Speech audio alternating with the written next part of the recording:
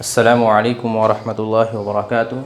खुशामदीद है आपके अपने ही यूट्यूब चैनल उर्दू क्लासेस के अंदर। तो चलिए आज हम नए वर्ड, नए मीनिंग और नए सेंटेंसेस सीखने वाले हैं।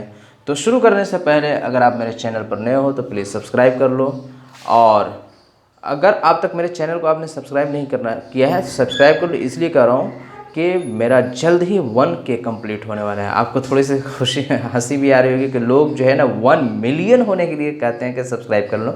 मैं कहता हूँ 1K, क्योंकि मुझे इसी में खुशी मिलने वाली है, क्योंकि मैं फर्स्ट टाइम यूट्यूब पे आपसे ज्वाइन हुआ हूँ। तो चलिए आज का जो हमारा वर्ड है वो हमारा वर्ड जो है इलेक्शन रिलेटेड वर्ड है। और सबसे ज़्यादा इम्पोर्टेंस होता है कि हम याद कर लेते हैं वर्ड मीनिंग, लेकिन उसे सेंटेंसेस फ्रेम करने में दिक्कत होती है।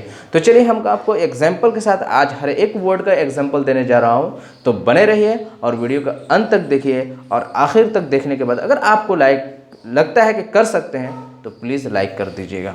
तो चलिए शुरू करते हैं। आज का हमारा सबसे पहला वर्ड है निर्वाचन। निर्वाचन मतलब हो जाता है इंतखाब, जिसे इंग्लिश में हम लोग कहते हैं इलेक्शन। ठीक है, ये बहुत सिंपल अभी वर्ड है। निर्वाचन आयोग, जिसे हम कहते हैं इंतखाबी कमीशन, यानी ऐसा कमीशन, ऐसी कमेटी जो इंतखाब कराती है, तो इसे कहते हैं इलेक्शन कमीशन।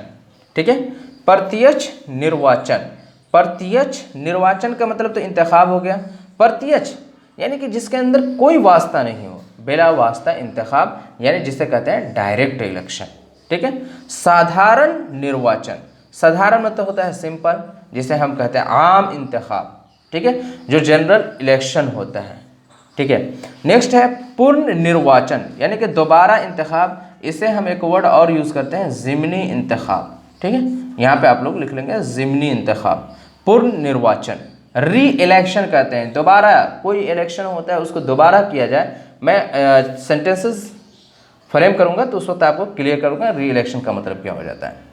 निर्वाचक गण, निर्वाचक गण माने निर्वाचक कराने वाले लोग, उसे कहते हैं इंतखाबी जमात, यानी कि इलेक्टोरल कॉलेज, इलेक्टोरल कॉलेज। निर्वाचक नामावली, नामावली का मतलब हम समझ गए कि लिस्ट होता है, फहरिस्त होती है, तो यहाँ पे हो जाएगा इलेक्टोरल रोल्स। ठीक है, तो ये हमारा आज का 7 वर्ड्स है। तो चलिए अब हम शुरू करते हैं सेंटेंसेस फ्रेम करना। तो सबसे पहला आज का हमारा जो वर्ड हो जाएगा वो इलेक्शन हो जाएगा। तो हम कह सकते हैं election is going to be held in November. ठीक है, मैंने यहाँ क्या क्या is going to be held, to held कहूँगा तो रॉन्ग हो जाएगा। Election is going to held, wrong. Election अपने से नहीं होगा हेल्ड, बल्कि उसको किया जाएगा, इसीलिए मैंने इन्फिनिटिव पैसिव का यूज़ किया है। ठीक है, और यहाँ पे कह सकते हैं, यहाँ आप इलेक्शन मैंने सिंपल यूज़ किया है। यहाँ पे आप कह सकते हैं विधानसभा के लिए हम लोग यूज़ करते हैं ये जनरल इलेक्शन कह सकते हैं आप इसको, या इसी के साथ आप ये भी कह सकते हैं, एक वर्ड जहन से निकल रहा है, असेंबली इलेक्शन। असेंबली इलेक्शन आप एक वर्ड ऐड कर सकते हैं, assembly. Assembly election is going to be held in November in Bihar कर लीजिए, क्लियर हो जाएगा। हम लोग सभी जानते हैं कि बिहार के अंदर इलेक्शन होने वाला है, इसी वजह से हम लोगों को भी खुशी कुछ मिल जाती है। चलिए नेक्स्ट है election commission. I hope the election commission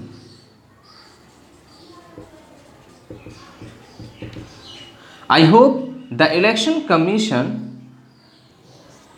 can extend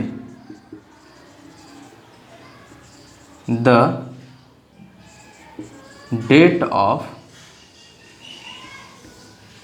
assembly, कह सकते हैं Bihar assembly election 2020 due to COVID-19, due to COVID-19। ठीक है, मैंने क्या लिखा, I hope the election commission can extend the date of Bihar assembly election 2020 due to COVID-19। Okay, I hope, यहाँ से के बाद जो है ना ये पूरा जो है नाउन क्लॉज हो गया हमारा, ये सब अभी हमें समझने की ज़रूरत नहीं है, हमारा हो गया object to the noun clause हो जाएगा। आई होप, मैं उम्मीद करता हूँ, दैट, यहाँ पे एक कहते हैं इसे दैट का यूज़ किया जाता है, लेकिन हम दो दैट नहीं भी यूज़ कर सकते हैं। ठीक है, इलेक्शन कमीशन हो गया। डायरेक्ट इलेक्शन, बिला वास्ता इंतखाब, डायरेक्ट इलेक्शन। हाँ,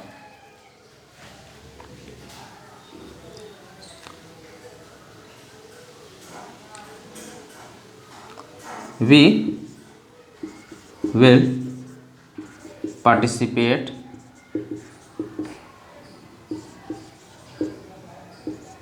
डायरेक्ट इलेक्शन, आप इस तरह से बना सकते हैं। सबसे ज़्यादा ये सेंटेंसेस पर जनरल इलेक्शन, आम इंतखाब, जैसे फॉर एग्जांपल आम इंतखाब होता है, असेंबली का इलेक्शन है, उसे जनरल इलेक्शन कहा जाता है। ठीक है, जनरल उसके वर्ड यूज़ कर सकते हैं, आम इंतखाब हो रहा है, बिल्कुल इसमें कोई ख़ास नहीं है, बिल्कुल सब लोगों को चुरा चिया जा रहा है। They like general election. ठीक है, इसी तरह री इलेक्शन। अब मैं बताऊं तो री इलेक्शन का मतलब क्या हो जाता है। फॉर एग्जांपल अभी 2020 में हम लोग देखने वाले हैं कि असेंबली इलेक्शन होने वाला है। अब असेंबली इलेक्शन होने वाला है, यहाँ पे हम लोगों को मालूम है कि लगभग बिहार के अंदर 240 असेंबली इलेक्शन विधानसभा की सीट है। अब 240 में मान लेते हैं 5 साल का जो ड्यूरेशन इन लोगों का होता है, इसमें मान लेते हैं कि 10 लोग किसी वजह से जो है ना मुलजिम करार दे दिए गए, जेल चले गए, इस्तीफ़ा दे दिया, रिजिग्नेशन दे दिया, ठीक है, या इंतकाल कर गए यानी डेथ कर गए, उनकी मृत्यु भी हो गई, किसी भी वजह से वो अपने पद से छोड़ने पर मजबूर हो गए और नहीं रहे। अब इस 230 अब बच जाएगी सीटें। अब इस 230 में 240 कंप्लीट करने के लिए जो इलेक्शन कहा जाता है वो री इलेक्शन या ज़िमनी इलेक्शन कहलाता है। तो आई होप, मैं उम्मीद करता हूँ कि आपको समझ में आ गया होगा री इलेक्शन। ठीक है, अब हम सेंटेंस फ्रेम करते हैं री इलेक्शन का।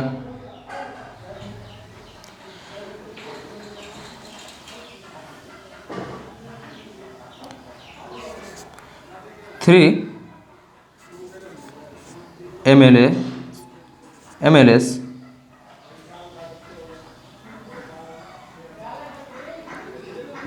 MLAs of RJD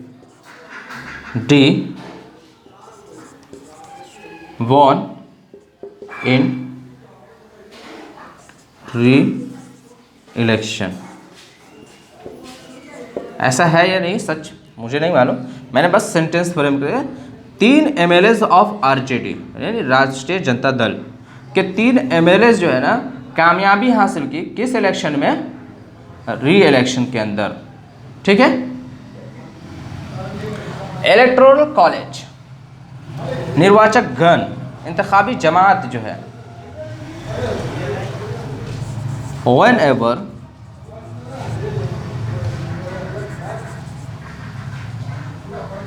the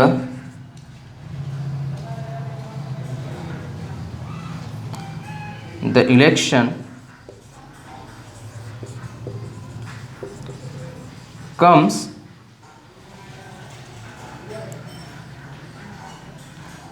electoral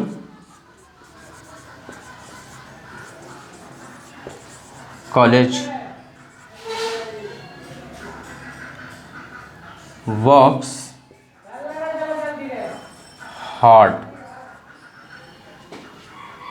okay, मैंने क्या किया, whenever the election comes electoral college works hard, यानी कि इंतखाबी जमात जो है ना, यहाँ पे मैं वर्क भी कह सकता हूँ क्योंकि इलेक्टोरल कॉलेज ये एक जो है ना और ऐसा नॉन हो गया जो एक कमेटी की हो गई, एक उसे कहते हैं कलेक्टिव नाउन कहते हैं, और कलेक्टिव नाउन होता है यहाँ पे एक लोग नहीं हो गए, कई लोग हो गए, कॉलेज के अंदर कई लोग आ गए, तो इसी वजह से work hard.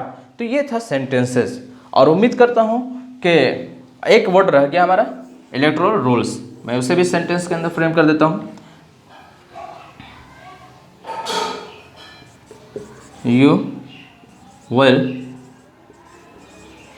Never find the name of 19 teenagers in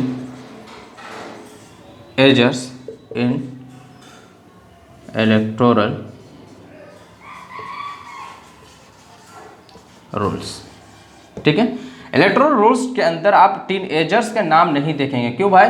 18 साल के बाद, after 18 years every individual gets eligible to show and to cast vote. So because of that teenagers name never we will get and find the name of them.